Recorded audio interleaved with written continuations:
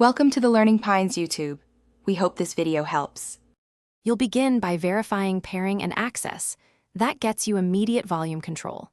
First, make sure your AirPods Pro are selected as the audio output on your iPhone or Mac. This routes volume commands to them. Once done, open Control Center or the Bluetooth menu to see the device listed and use the output tile to confirm.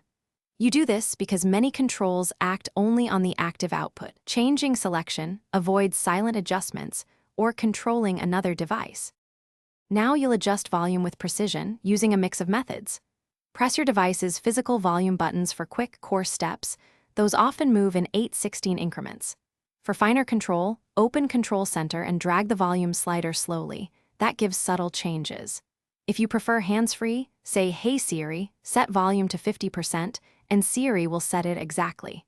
Make sure the AirPods Pro remain active as the output, otherwise you'll change the phone speaker or another Bluetooth device instead.